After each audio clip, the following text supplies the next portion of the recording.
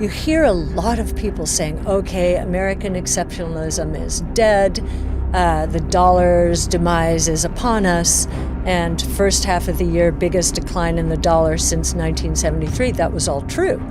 But we believe that the return on invested capital in the United States, because of the deregulation and tax changes, return on invested capital in the United States is going to increase relative to that in the rest of the world.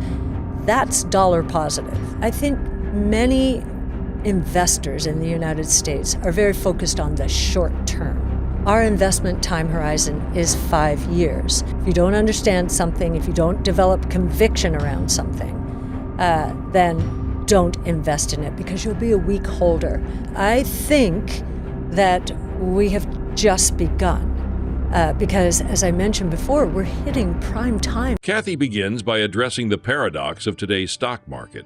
Despite constant negative headlines, markets in the U.S. continue to climb what she calls the wall of worry.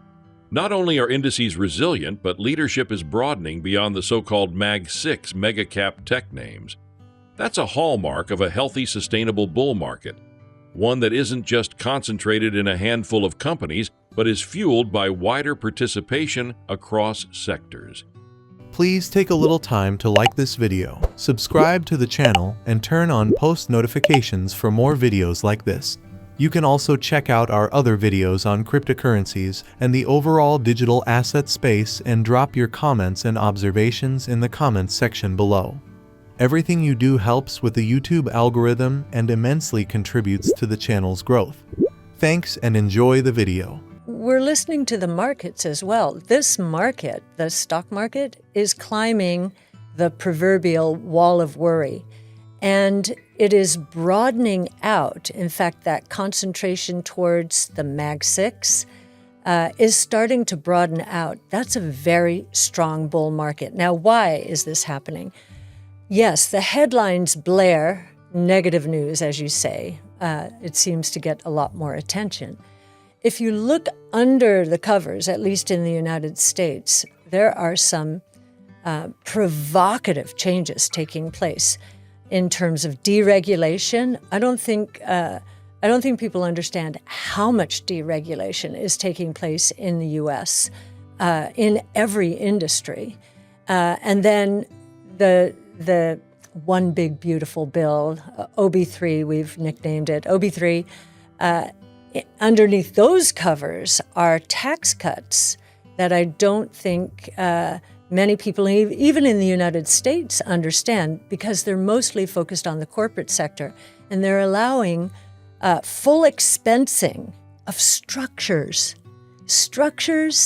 equipment, domestic R&D, and software in year one, first year of service.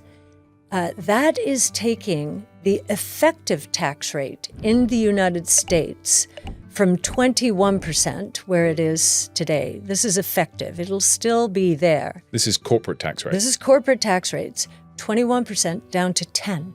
So it's in the 10 to 12% range. Some of the lowest in the world. And so you hear a lot of people saying, okay, American exceptionalism is dead, the dollar's demise is upon us, and first half of the year, biggest decline in the dollar since 1973. That was all true. But we believe that the return on invested capital in the United States, because of the deregulation and tax changes, return on invested capital in the United States is going to increase relative to that in the rest of the world. That's dollar positive. That is dollar positive. So I think that's why the markets are powering forward in the U.S. I think many investors in the United States are very focused on the short term. And the short term means they want their profits now, their dividends now, their share repurchases now. Companies very focused on innovation are actually sacrificing short-term profitability in order to capitalize on these massive opportunities. That's what we do. So if you're asking me that question, yes, I think there's too much focus on the very short term. Our investment time horizon is 5 years. And when it comes to valuation, we make the assumption that whatever premium to the market our portfolios are valued at now, that premium to the market is going to compress towards a market multiple within 5 years.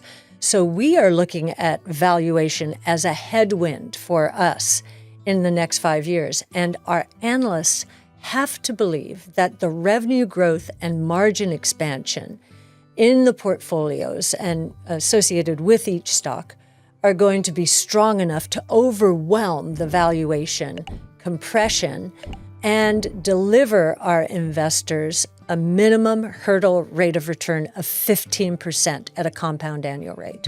Investors had rebalanced during the boom, the 150% increase the year before. If every time we had reached, let's say, 5% of their portfolio or 7% of their portfolio, they had rebalanced to that original 5%, then they would have done really well, even with that drawdown. And we are certainly going to be out there educating a little more aggressively this time than we were the last time, if that happens to us again. The way I like to characterize what did happen, boom, bust. The bust was worse than the NASDAQ sell-off after the tech and telecom bubble. That should not have been, because the technologies are ready and the costs are low enough. DNA sequencing costs in early 2000s, $2.7 billion to sequence one person's genome. Today, $200. We're going to get a lot more of it.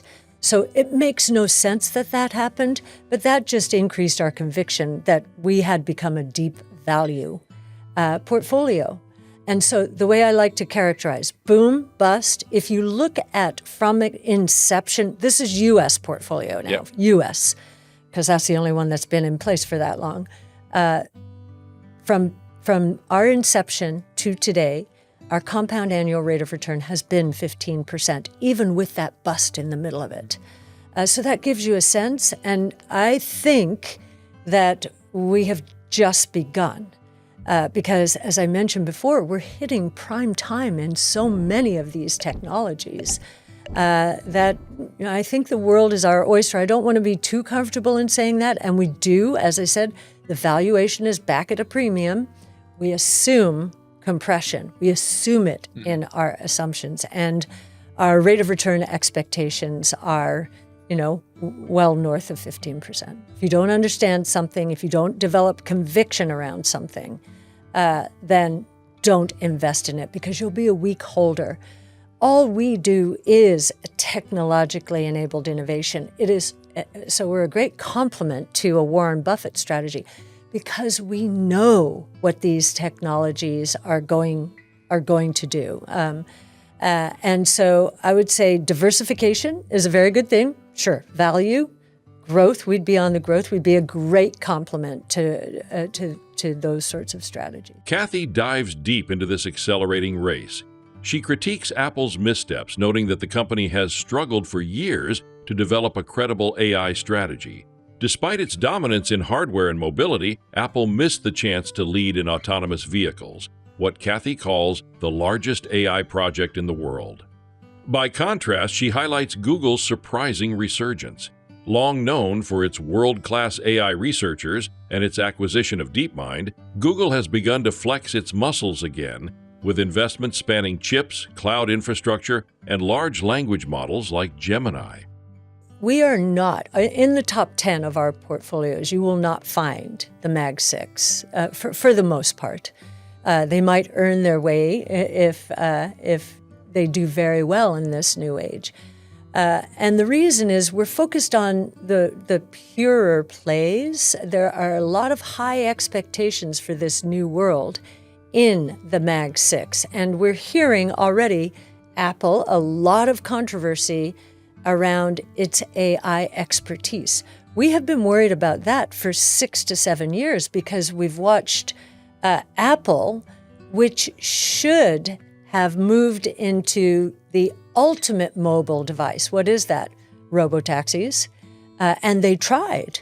And they had one management turnover after another. Robotaxis, we believe, are the largest AI project in the world. And Apple, by all rights, should have been there, given its focus on hardware, on mobility. But they couldn't get it right because it's an AI project.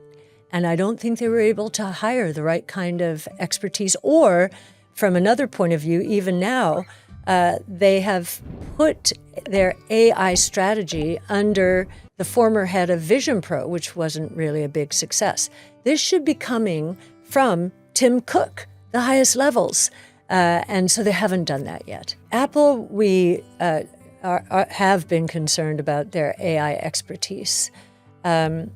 All of the others, they have been extremely successful, right? So they're at the top of these indices, all of the broad-based indices. And that means historically they've had a lot of success. Our focus is on truly disruptive, technologically enabled innovation. And so if we're right on that, there's always the possibility that past successes, which created duopolies, almost monopolies, are going to create problems for them. Now, we were actually very surprised at how quickly Google is reinventing itself. It always had the best AI researchers in the world. It bought the UK's own DeepMind, right? And now it is starting to get with the program. We're quite impressed at, they're in the full stack of AI, from chips, TPUs, to the cloud, GCP, to large language models, Gemini. And so we're very interested in what they're doing, I have to say. Amazon, agentic AI, is going to challenge it to some extent, because this idea that we start our shopping experience at Amazon may not hold true as much in the future, but they'll probably be like the Walmart of retail in the future. Meta platforms, we thought, oh my gosh, they're doing such interesting things. This open source strategy in AI and large language models was working, and then it didn't work. It wasn't keeping up with even Grok XAIs. So we're wondering what's going on there. We think it's going to be winner take most, and we're already seeing victims. So this acqui-hire strategy that especially Meta Platforms has now, Mark Zuckerberg is plucking talent, usually the CEOs, out of companies, LLM companies that are probably not going to make it. So we're already seeing that a number of companies are giving way to the big four, which would include Gemini as well. So yes, we do think, and the amount, and if you look at what's happening as they're leapfrogging one another, OpenAI has stayed really ahead, but to watch Grok or XAI, in terms of the large language, to see it shoot up ahead of OpenAI in February, OpenAI then leapfrog, but to see that happen so quickly, even before Anthropic and Meta, Llama, was very interesting. So this is the big race, and it is winner take most. And so I guess you having multiple positions there is a hedge, as opposed to obviously conviction that all three can win to the same extent. And they can develop expertise in different kinds of LLMs. So Anthropic was coding. Now OpenAI wants more of that market. I think XAI is going to be a very interesting one to watch, because this is key. What is going to be the defining factor in who wins almost anything in AI? It's proprietary data. And when you think about XAI, you think about all of Elon's companies and all of the disparate data that nobody has. So the Tesla data, Neuralink AI is patterned after the brain. Neuralink, getting a lot of information there. SpaceX getting data that nobody else has about space, and even Boring Company, tunneling. So these are disparate forms of data. Everybody thinks it has to be just text and the internet. No, no, no, no, no. There's pattern recognition. This is all about pattern recognition. So we think that's the sleeper. Here, Cathie sees a potential sleeper. Why? Proprietary data. From Tesla's driving data to Neuralink's brain signals, from SpaceX's space telemetry to the Boring Company's tunneling data, Musk's ecosystem generates unique data sets nobody else has. Since AI is fundamentally about pattern recognition, Cathie believes this trove of proprietary data could give xAI a lasting edge. Her conclusion? The AI race will likely be winner take most. Some companies will dominate, while others will fall behind. That's why ARK maintains exposure across multiple players, as both a hedge and a bet on different specializations.